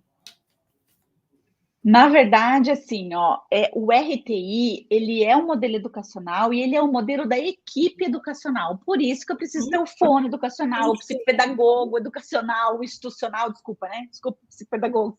É o psicopedagogo institucional. Eu preciso ter, mas basicamente eu preciso ter minha força motriz, que é o professor, né? Então, eu acho que isso é uma coisa importante da gente pensar, né? Que a equipe é importante, o fono tem que estar na escola, o psicopedagogo tem que estar na escola, mas eu preciso que o professor tenha aderência a essa ideia também, né? Ele queira se envolver nesse processo. Exatamente. E assim, mais uma vez eu sou suspeita, porque eu tenho todos esses materiais, né? Nós já temos muitos profissionais formados que fizeram esse treinamento com a Simone, com a Alexandra, e que podem dar esse suporte para a sua escola. Então, entre em contato com a gente, né? Inclusive lá no meu Instagram, @lufarias_fono, e nesse curso que a gente teve pela FET Terapias, foi gerado um e-book de divulgação, né? A gente fez um e-book onde os profissionais que fizeram o curso do RTI, eles têm esse material estruturado para você entender, para você baixar gratuitamente, levar para sua escola, podia até ter colocado aqui, né? Nem lembrei. Levar para sua escola para você entender, né? Convencer o gestor. Uma coisa que eu sempre falo com os professores, quando eu vou às escolas acompanhar os pacientes e eu divulgo, né, a questão do RTI, é que essa proposta de intervenção baseada em evidência científica precisa ser discutida com a gestão, né? Sim. Precisa de ser discutida com a gestão, tanto da escola pública quanto da escola particular. Então, professor, insistam para que a sua escola ela conheça esse modelo de intervenção que é tão importante e está aí, né, totalmente estruturado, o material é lindo, é um material acessível, quando eu falo financeiramente falando, né, um investimento baixo, quando a gente pensar em despesas de uma escola, os materiais, eles têm um custo acessível, não é algo impossível. E ele vem totalmente pronto, estruturado, tanto para quem já fez o treinamento e para a escola orientar esse professor a executar, né, as camadas necessárias, né, para essa criança ir passando. Então, é algo fantástico. Eu sou muito apaixonada, eu levanto a bandeira mesmo do modelo de resposta e intervenção, porque a gente quer mudar a educação no nosso país, a gente quer evoluir. E eu acredito, eu confio muito nesse modelo para salvar as nossas crianças. E tem uma coisa que eu só queria complementar, que na verdade, duas coisas que eu queria falar. Eu acho, Lu, que poderia disponibilizar para o Vicente não só esse e-book que você está falando, que foi feito, sim, né? Que está lá no seu Telegram, mas o e-book de dislexia, porque lá tem os sinais, a gente fala do modelo de RTI. Deixa eu já anotar aqui para mandar. Aí sabe aquele cor de rosinha? Eu acho que seria interessante para todo mundo, né? Eu acho que para todo mundo dar uma olhada. Da Sociedade Brasileira. Não, o do Lida. Eu mando para você de novo, se você não tiver. Eu acho que você tem, mas na verdade eu acho que eu são tenho, muitos, né, gente? Que o ano passado a gente distribuiu vários e-books gratuitos, né? E aí, uma outra coisa que eu acho interessante, que a Luciana falou, e que é bom para vocês terem o feedback, é que, assim, hoje nós temos várias prefeituras e várias escolas utilizando o RTI, né? E eles já estão utilizando o RTI desde 2018, desde 2017, e vocês precisam ver a mudança do desempenho das crianças quando elas chegam no terceiro ano. Completamente diferente, sem dificuldades. Então, as crianças com dificuldade já são as crianças que foram diagnosticadas, que já estão em fase de adaptação curricular. Então, assim, o número de crianças com problema de aprendizagem diminuiu significativamente nas escolas, e tanto que a gente está tão empolgada com essas iniciativas que a gente vai estar fazendo um livro com as iniciativas das prefeituras que utilizam o modelo de resposta à intervenção. Porque vale a pena, né? Vale a pena ouvir, né, na verdade, o que os municípios estão passando com a implementação do modelo. É bem interessante, né?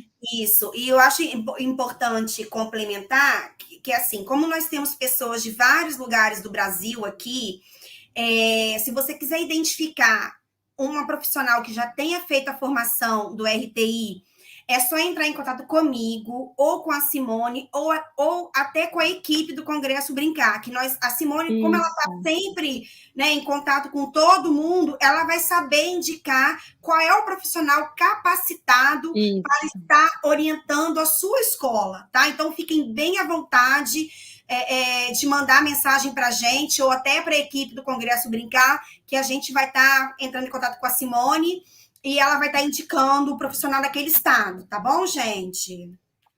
Olha só, eu sei que está um pouquinho adiantado, Lu, mas eu acho que a Maria Aparecida Lima fez uma pergunta bem interessante. Ela coloca assim, ó, como nessa fase discriminar desses 5% se não são casos de DI leve? Você não vai fazer isso, Maria Aparecida.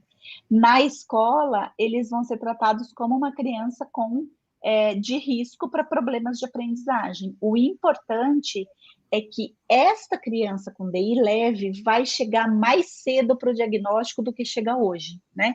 Então, o que acontece com a criança com deficiência intelectual leve? Ela é a criança que você só vai perceber a presença dela na sala de aula quando ela já estiver no 4º ano. Quando ela já estiver indo para o 5º ano. Por quê? Porque a demanda cognitiva muda muito do 3º para o 4º ano, do 4º para o 5º ano. Então, essa criança ela começa a falhar porque ela tem uma sobrecarga da memória operacional. Então, o que vai acontecer? Essa criança com deficiência intelectual leve, na verdade, ela vai estar camuflada naquela criança com dificuldade. O que vai acontecer é que você vai estar encaminhando ela antes dela completar, com certeza, os 8 anos de idade, ela já vai estar sob intervenção, e aí, quando ela falhar na 3ª intervenção, é o momento do diagnóstico, e aí a gente descobre que ela é uma criança com deficiência intelectual leve. De todo jeito, a criança com deficiência intelectual leve necessita dessas intervenções.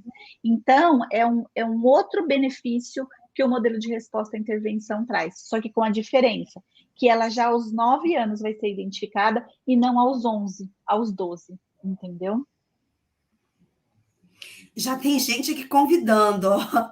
Vamos, a Mariana, aqui. Com certeza. Ai, Mariana, tem uma galerinha aqui lá do nosso grupo de fonoaudiólogos educacionais, muito legal. Vamos lá, Mari. Vamos lá. Ai, muito bom. Estava olhando se tem mais alguma pergunta aqui. Não tem mais nenhuma pergunta. E é isso, né, gente? Eu acho que essa live foi importantíssima. Não precisou nem o Vicente mandar a gente ficar quieta, né, Vicente? Eu confesso a vocês que eu estou monitorando aqui. Eu estou monitorando.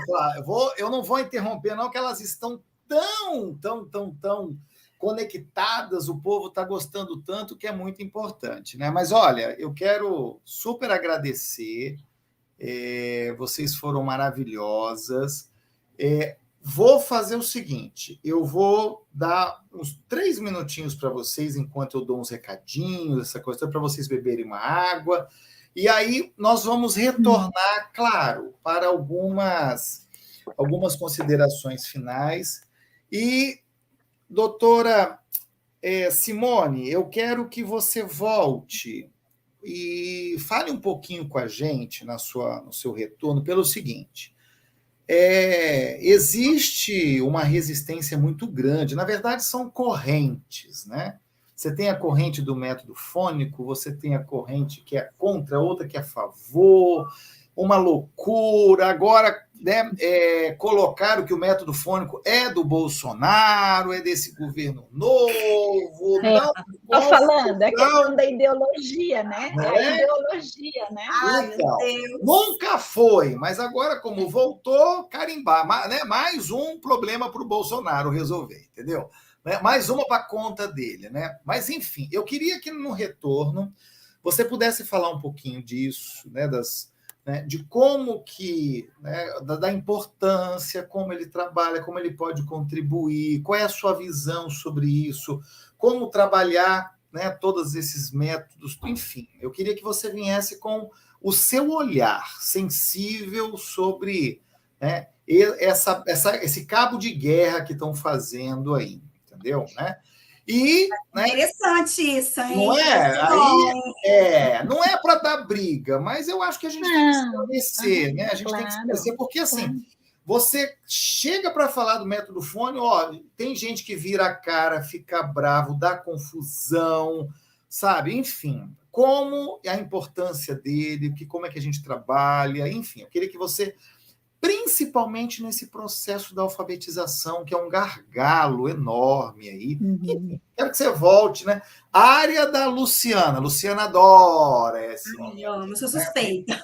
Então, vamos trazer um pouquinho sobre isso, né?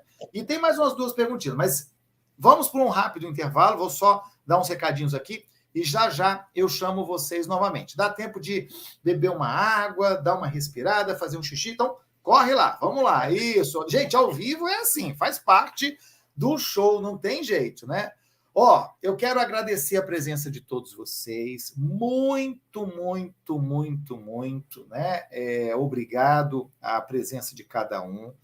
Quero vou colocar aqui no chat para vocês que nós temos um Telegram. Telegram é como se fosse um WhatsApp que não ocupa espaço no seu celular, no seu computador, fica lá nas nuvens, entendeu?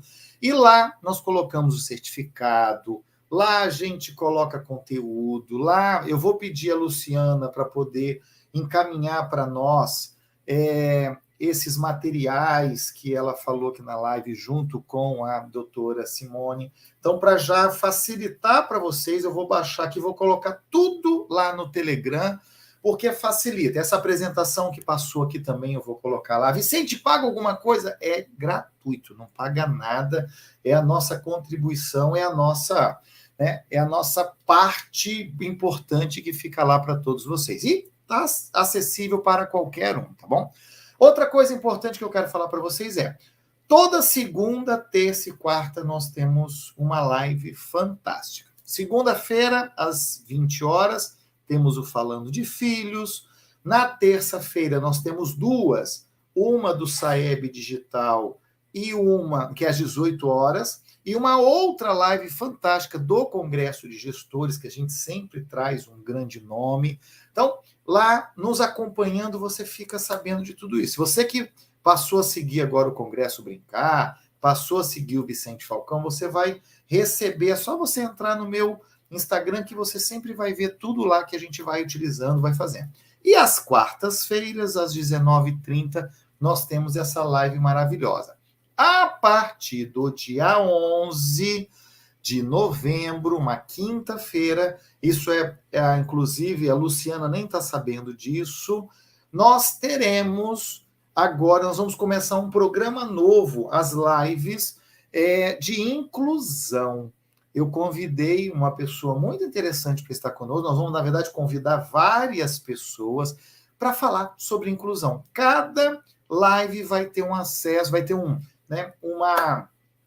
tema diferente, um especialista diferente. Por quê? Porque é uma necessidade. Então, a live de quinta-feira será de inclusão, vai ser no Congresso de Inclusão, a nova rede que a gente está colocando aí, ela já existe, então é só você achar lá, Congresso de Inclusão, e vai ser todas as quintas-feiras às 18h30. Então, inclusive, Já já está chegando um convite para a Luciana lá. A Luana vai convidar a Luciana para estar com a gente. Então tem coisa boa aí. E ó, quero falar para vocês também o seguinte: nós estamos lançando semana que vem o novo Congresso Brincar. Congresso Brincar, terceira edição. É o Congresso Brincar digital, tá bom? Então, nós teremos aí nomes fantásticos que estarão conosco, né? Do dia 16 ao dia 25 de novembro. Então, tem uma programação lindíssima, maravilhosa. Nós vamos ter aí, né, umas figuras importantes, como a Bia Bedran, que vai estar conosco. A Roselane Araújo também estará conosco aí, falando sobre o lúdico. A nossa querida amiga Fátima Alves vai vir falar sobre psicomotricidade. A Regina Chudo, outra fofa, maravilhosa, vai falar com a gente sobre avaliação na educação infantil. A Mirna Brasil vai vir falar sobre literatura para vocês.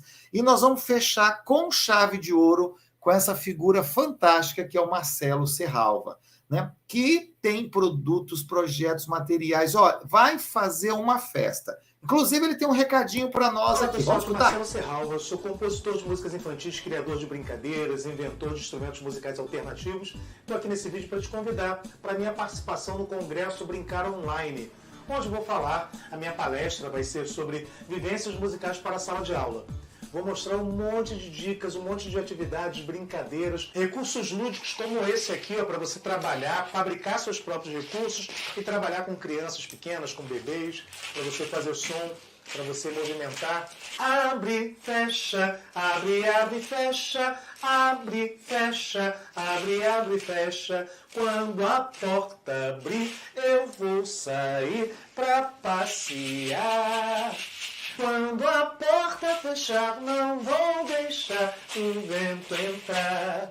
Abre, fecha, abre, fecha, abre, fecha, abre, fecha. Bom, se você não conhece o Congresso Brincar, e principalmente o Congresso Brincar Online, é um dos maiores congressos do Brasil, se não, acho que o maior. Muito importante, porque é uma coisa muito rica, com os maiores e melhores profissionais de todas as áreas ligadas à educação. E eu, orgulhosamente e humildemente, farei parte desse processo. A minha parte é falar na minha experiência como músico, como compositor, mas mostrando soluções simples para qualquer pessoa poder trabalhar música em sala de aula, mesmo sem experiência, mesmo sem noção musical. Porque são ideias facilmente reproduzíveis, músicas simples. Eu vou trabalhar com muita música minha, então repertório novo para você usar em sala de aula, para sair um pouquinho daquele repertório batido, né, que as crianças muitas vezes nem aguentam. Então você vai ter um repertório novo, simples, fácil de cantar, mas com uma proposta pedagógica e musical bem legal por trás. E eu vou te dar dicas como trabalhar cada atividade, como abordar cada situação, como poder, né, trabalhar a rotina, como trabalhar o dia a dia, como trabalhar movimento, como trabalhar relaxamento, tudo isso vai estar na minha palestra. Então, não perde não, que vai ser muito legal e eu estou muito feliz de fazer parte dessa iniciativa tão grande que é o Congresso Brincar Online. Tá bom? Aguardo vocês então. Até lá. Tchau.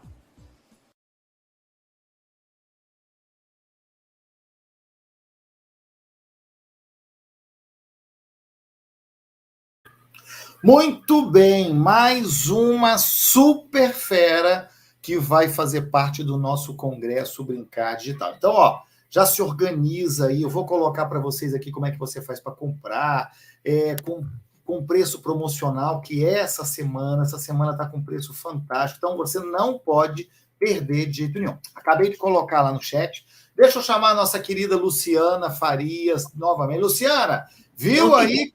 Viu que coisa bacana, né? O Brincar tá bombando aí, entendeu? Ai, gente, maravilhoso Brincar, né? É uma qualidade dos profissionais. Começa a pensar na possibilidade de trazer Simone e as meninas dela para o Congresso Brincar, hein, Vicente? Eu acho que a gente tem que conversar um pouco sobre isso, hein? Luciana, deixa eu te fazer um pedido aqui. Vê se você que é bem chegada da doutora Simone, vê se você convida ela, sabe, para vir no congresso presencial. Você sabia que em maio, nos dias 13, 14 e 15 de maio, vai acontecer o Congresso Brincar presencial lá em Guarapari? Então, não estou sabendo desse babado, não, Vicente. Coisa nossa. Gente, que maravilha! Primeira mão, evento lindo. Estamos preparando algo fantástico, Não, fantástico. já faz o convite ao vivo, doutora Tá Simone. vendo? Não vai ter como negar. Ai, vai ser um prazer. Eu acho lindo, gente. O Espírito Santo é maravilhoso. Guarapari é maravilhoso também. Né? Então, Nossa, eu vou me sentir muito honrada com o convite. Já vou lhe fazer um convite, então, para você, além disso, além de participar do Congresso Brincar, ter essa fala maravilhosa, atender esses nossos congressistas fantásticos, que são maravilhosos, comer, saborear a nossa muqueca capixaba, né? Verdade, que é maravilhosa também, né? Então, Esqueci de falar isso, né? Hashtag fica a dica, já está o convite feito. Vamos conversar depois dos bastidores sobre isso daí, que eu Com vejo. certeza. Será um prazer, muito obrigada. Muito bem, a turma está toda esperando aqui. Então, ó, fica aí a dica, vamos, ano que vem, já estamos organizando um monte de coisa, o Congresso Brincar já está fechado, já está confirmado, as inscrições abrem agora, se eu não me engano, a partir do dia 10 de dezembro, nós vamos abrir as inscrições para o Congresso. Então, um evento lindo, feito com muito carinho. Gigante, Simone. É um evento gigante, você não tem noção. Ah, eu imagino, gente. Deve ser maravilhoso. É um lugar fantástico que as pessoas... E outra coisa, imagina num evento que você tem feira, você tem fantoche, você tem brincadeira. Ai, é maravilhoso isso, né? Você tem vinho de livro, você tem show à noite, onde a turma extravasa, você tem tudo lá. A turma se hospeda lá toma café junto, a gente almoça junto, janta, todo mundo, os palestrantes rodam tudo, uma delícia. É uma mega estrutura. Ah, já estou empolgada. No Espírito Santo, em Guarapari, vai ser maravilhoso. Ixi, então pronto, convite feito. Vamos depois ajeitar esse negócio aí, tá vendo, né? Gente, muito bem, né? Convite, Luciana, você não vale nada, né? Você faz um convite assim ao vivo, tá vendo? Tá gravado aqui para um monte de gente. Para ela não negar, para você garantir que ela vem, porque eu quero essa mulher no meu estado, já tem tempo. Pronto. Isso é verdade, essa testemunha. Não, gente, o RTI tem que ser uma referência aqui no meu estado também, gente. Eu quero isso. Levanta a bandeira da forma educacional aqui no meu estado. Essa semana nós estamos pegando pesado no Congresso Brincar Digital. E detalhe, quem é cliente do Congresso Brincar Digital vai ter desconto no presencial. Justo, né? Até porque tem uma turma que acompanha a gente aí, aquela coisa toda. Então, nós vamos arrebentar, tá? E tem um monte de novidade. Doutora Simone, vamos lá. Fala um pouquinho pra gente. Eu defendo que o melhor método é o método que a criança aprende. Esse é o melhor que tem, né?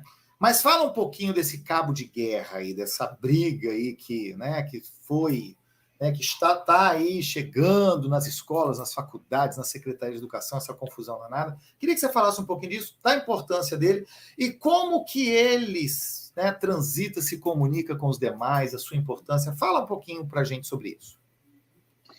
Então, eu acho que, na realidade, eu vou começar um pouquinho antes, tá bom? Eu acho que é importante a gente entender que, infelizmente, o Brasil ele não é signatário de uma política, que é uma política internacional, que, infelizmente, muitos daqui já ouviram falar, porque já foi slogan de congresso, né? Então, quem aqui já não foi num congresso chamado Congresso Todas as Crianças Aprendem, nenhuma criança vai ficar para trás? Então, olha só, né? Isso, na verdade, não é um slogan, né? Se vocês não sabem, isso é uma política, é uma lei americana que foi promulgada em 2001, chamada No Child Left Behind Act, ou seja, nenhuma criança vai ser deixada para trás, que garante ao professor que ele pode mudar a metodologia de alfabetização em qualquer momento que ele sentir que a criança não está respondendo à metodologia adequada que ele está usando em sala de aula. Porque a gente sabe, né, gente, que eu tenho crianças que podem não responder a uma determinada metodologia. E eu posso trocar, Só que o Brasil não é signatário dessa lei. Então, na verdade, o que é posto como aquele paradigma de alfabetização, ele fica. E aí nós temos um problema muito grave, na minha opinião, e agora eu estou falando, na verdade, como pesquisadora, né? O que acontece é aquilo que eu falei anteriormente, ela é uma realidade, né? O Brasil, ele não segue práticas baseadas em evidência educacional, ele segue ideologias. Então, por conta disso, a gente não faz mensuração de desempenho da criança quando eu mudo o método de alfabetização. Eu não faço isso, né? Então, assim, por mais que eu mude de uma metodologia X para Y, eu mudo por conta do que eu acredito ser filosoficamente, ideologicamente adequado. Diferente do que acontece nos outros países, né? Então, como eles têm um sistema de avaliação real e que funciona, se eu estou vendo que a minha criança não está melhorando, eu vou mudar. Gente, no Brasil, nós somos ruins no PISA desde 2012, desde 2014, desde 2015. E ninguém fez nada com isso? O que a gente faz com esses dados que mostram que nós estamos lá em 74º lugar em leitura, no ranking de leitura dos países? O que eu faço quando eu conto para vocês que o meu PISA de 2019 deu que só 2% dos meus adolescentes eles conseguem fazer leitura e compreensão de texto? Então, assim, olha só, né? Eu faço o que com isso? Nada, porque as coisas continuam do jeito que ela está. E aí eu vou dar um dado para vocês que, para mim, de novo, como pesquisadora, ele é alarmante. O mundo inteiro passou pelo movimento Holy Language, o mundo inteiro. Todo mundo passou pelo que a gente conhece como construtivista, mas nos outros países passaram, entendeu-se que era a terminologia Holy Language. A Holy Language só ficou em vigência em países como França, Reino Unido e Estados Unidos por no máximo 5 anos. Quando eles começaram a perceber que esta forma de pensar a alfabetização não estava dando certo, eles mudaram. Eles mudaram para o método fônico. Mas por que eles mudaram para o método fônico? Porque eles mudaram para um método que tem maior evidência científica. Mas não é só ele, que é isso que, na verdade, eu acho interessante colocar também. Não é só a metodologia fônica que tem evidência e que faz com que a minha criança tenha uma alfabetização bem-sucedida. Eu tenho o método multissensorial. Eu tenho o método silábico, gente, que é um método tradicional, que o Brasil já vivenciou isso na década de 80. Então, veja, quando a Sônia coloca e outras pessoas colocam, né, que o método é a que a criança consegue se adequar e aprender. Justo, mas desde que seja um método que traga evidência científica. E aí nós temos 3, que já são mais do que divulgados na literatura internacional. Então, a minha pergunta é, por que a resistência? Se o método fônico é posto que ele traz benefício para a criança, por que não usar? Se o método multissensorial ele é posto que ele traz benefícios para a alfabetização da criança, por que não usar? Se o silábico que nós utilizamos tanto na década de 80, ele era bom e alfabetizava a criança, por que ele não vai ser utilizado novamente? Por quê? Porque, de novo, eu sobreponho a ideologia sobre a base científica. E aí fica complicado mesmo. E eu imagino que qualquer método que venha a ser discutido, as pessoas vão fazer oposição, porque é o novo, gente. É a mudança, é quebra de paradigma. É eu ter que pensar assim, ó, o que exige que a minha criança, por exemplo, entenda regras ortográficas do nosso país. A gente sabe que a gente precisa de leitura, a gente sabe que a gente precisa do quê? Do que a gente chama de sign words, ou seja, trabalhar palavras de alta frequência que tenha complexidade ortográfica para a criança visualizar, memorizar a forma visual e estabelecer a relação com o som. Mas isso não é discutido, porque vão dizer que é tradicional. Mas não é tradicional, é o que, na verdade, ensina a língua. E com relação a isso, posso só falar uma coisa que eu queria mudar. Eu espero que essa fala mude um pouco a perspectiva de vocês. Por quê? Porque nós usamos a palavra tradicional como se fosse uma coisa arcaica, como se fosse uma coisa velha. E aí, gente, desculpa, eu vou falar para vocês que educação não é igual a desfile da Semana de Moda em Milão. Por quê? Porque as coisas não saem de moda, gente. Não é assim. Tradicional quer dizer que você está garantindo que a criança está aprendendo o que há de mais tradicional em uma língua, que é o quê? O seu sistema de escrita. Então, quando vocês falam assim, isso é tradicional, eu não quero, cuidado. Porque essa estratégia que você está dizendo que não quer é a estratégia que vai estar garantindo que rotas neurológicas sejam acionadas para processar a informação do mecanismo de conversão letra-som que é exigido no nosso país para aprender a ler e escrever.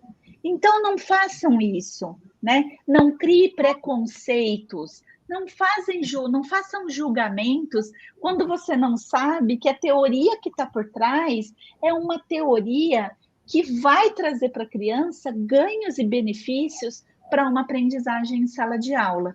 Seja o método fônico, a Luciana gosta muito do método fônico. E por gostar do método fônico, ela também gosta do multissensorial. Eu adoro o método multissensorial e digo que o método multissensorial é o melhor para alfabetizar, mas eu não tenho como falar que eu gosto do multissensorial enquanto prática de alfabetização se eu não considerar o fônico. Porque toda vez que eu vou ensinar para minha criança o traçado da letra, a forma da letra, eu vou ter que ensinar o som dessa letra.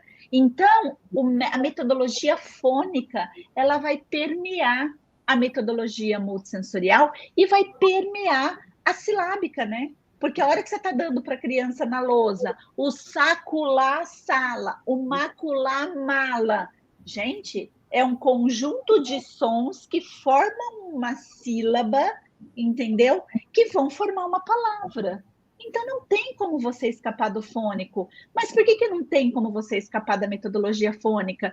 Porque o seu sistema de escrita da língua portuguesa é alfabético.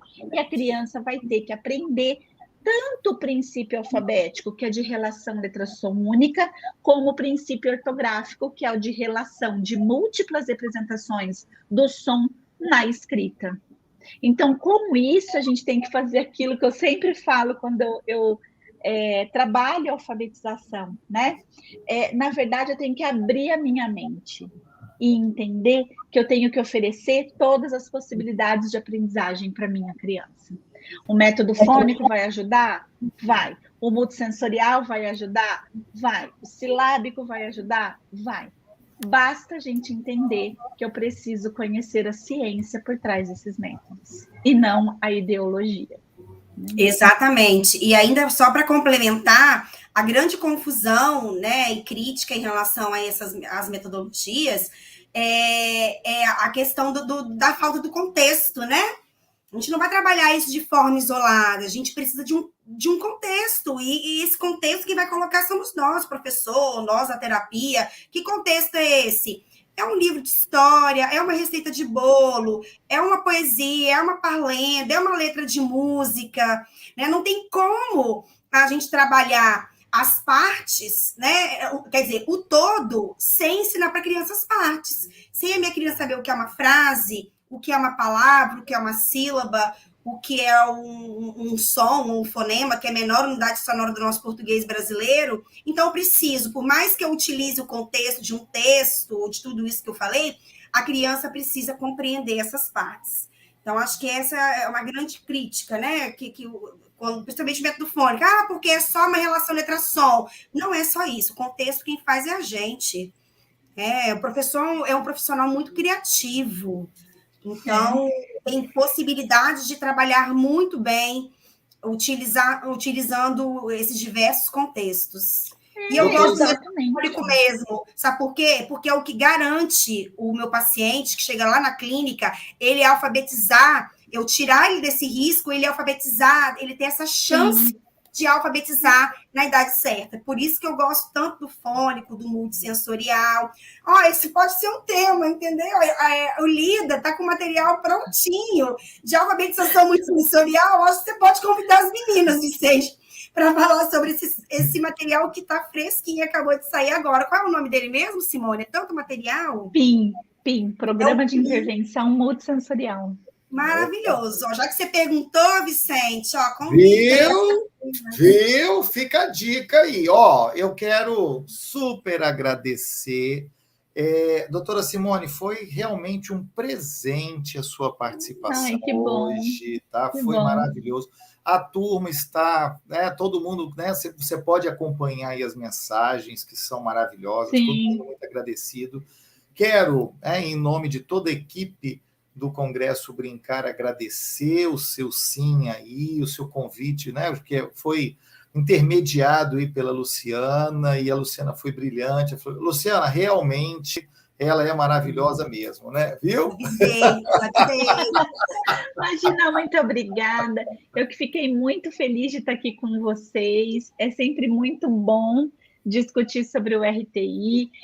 A Luciana sabe disso, eu tenho um sonho de que assim, todas as escolas tenham um fono educacional e que tenha o RTI como base da atuação. Nós precisamos ajudar os professores, principalmente agora, nessas questões aí de... eu não sei se é pós-pré, se é pandemia, mas nesse período, que nós estamos vivendo, porque a gente nunca sabe qual é o momento que nós estamos, né? Exatamente isso, né? É um novo, diferente aí. A gente está no diferente, né? Porque a gente ainda está se adaptando, o antigo não pode voltar, o novo não pode ir embora tanto assim, né? Esse que a gente passou, mas literalmente nós estamos num novo modelo e que vamos tirar muito proveito disso ainda, entendeu? Luciana, considerações finais, suas redes, como é que as pessoas acham você? Doutora Simone também, considerações finais, como acham você? Facinho, gente. Sou fácil. Colocamos até aí nos slides finais, o contato do Instagram, porque dentro do Instagram você consegue acessar outras redes. Então, o meu @lufarias_fono. Sempre oriento, e aqui na frente dela agora, que vocês sigam a página da doutora Simone, @infolida, Simone Capellini. Tem sempre muita coisa boa. A doutora Simone, embora seja muito ocupada, ela é muito disponível também, tá? Então, assim... É verdade. Tem muita coisa boa, ela está sempre nas redes, tem sempre gente convidando, Querem saber um pouco mais em relação aos cursos, ela sempre está postando na página dela. Também falo para vocês acompanhar a Afetoterapias, que é a clínica que eu sou sócia, @Afetoterapias. Teremos um curso avançado de dislexia com a doutora Simone e com a doutora Gisele Germano. A gente teve um introdutório que deu pano para manga, foram 16 horas muito intensas de aula, e a gente vai oportunizar. Quem não fez essa aula pode fazer.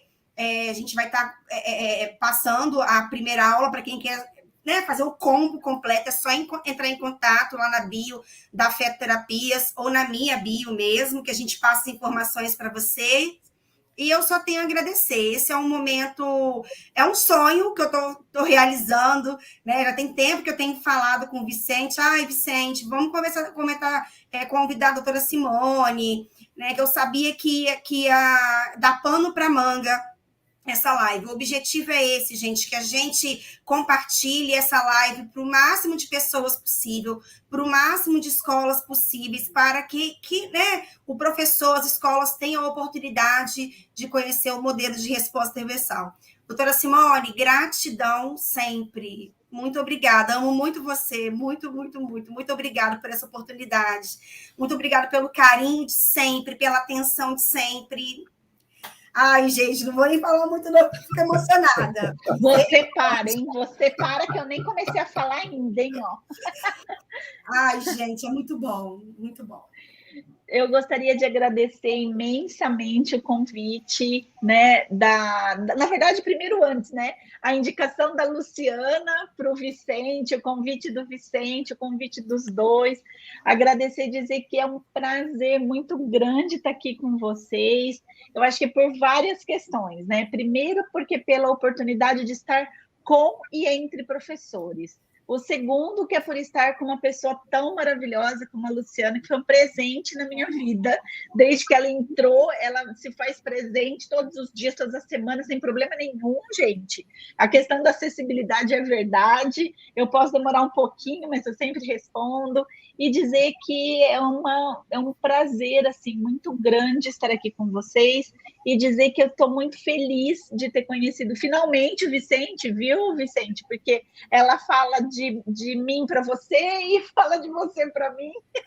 Finalmente aconteceu esse encontro, e eu acho que pode ser um encontro de vários outros, né, que nós vamos estar presentes, e eu espero que todos vocês, eles sejam, na verdade, compartilhem de um pensamento que é meu, de que não é possível aceitar ou não aprender sem contribuir com o seu desabrochar, né? Sem o seu acontecer. Eu acho que isso é muito importante, que nós possamos hoje ter uma mensagem de que a criança precisa ser olhada no sentido do investimento que a escola precisa fazer com ela, né? Para que ela realmente consiga desenvolver todas as suas habilidades e capacidades dentro do processo de alfabetização. É isso mesmo, Diana, duas choronas impossíveis. Um vídeo que eu não choro, é uma coisa absurda isso, entendeu? Mas tudo bem, eu acho que as pessoas que choram demonstram sua emoção, e eu estou muito feliz de estar aqui. Acho que as lágrimas também são na verdade, muita felicidade de estar podendo compartilhar, né, conhecimentos com vocês, né? E Diego, muito obrigada. Espero não ter te dado muito trabalho. Muito obrigada pela tradução simultânea. Muito bem, gente. Um beijo a todos vocês. Obrigado ao Diego, obrigado a Patrícia, obrigado a Tom Marcela, toda a equipe que fica nos bastidores aí para que essa live aconteça, né? Tem uma turma de desenvolvimento, de marketing, de redes sociais, aquela coisa toda, né? Dona Simone, é uma equipe grande que fica aqui exatamente construindo e trabalhando para nos dar esse conforto e, né, oportunizar momentos maravilhosos como esse para educadores de todo o Brasil. Eu quero agradecer, obrigado a todos vocês. Gente, nesse momento, eu vou colocar o certificado para vocês aqui de participação, tá bom? Vou colocar o certificado também lá no Telegram, então todos vocês podem ir lá. Vou colocar material. A Luciana também, daqui a pouco, vai mandar os materiais para que a gente possa colocar lá também. Só para falar, eu não tenho o livro rosa, já procurei aqui. Simone. Eu vou mandar. Ótimo. Aí, vamos ajustar isso tudo, né? Criar todo esse ambiente. Já anotei aqui. Só temos que agradecer. Cada um de vocês, agradecer por tudo. Foi maravilhoso. Obrigado. Gente, um beijo grande a todos vocês e nós vamos disponibilizar esses materiais, agora lá no Telegram do Congresso Brincar. Como é que faz? É só pegar esse convite aí, clique em cima, marca que você já vai para lá, você já é aceito, e daqui uns minutinhos eu estou colocando tudo lá para vocês. Um beijo grande. Beijo, obrigado, pessoal. Obrigada. Obrigado a todos. Obrigado, Luciana. Um grande beijo. Doutora Simone. Até a próxima.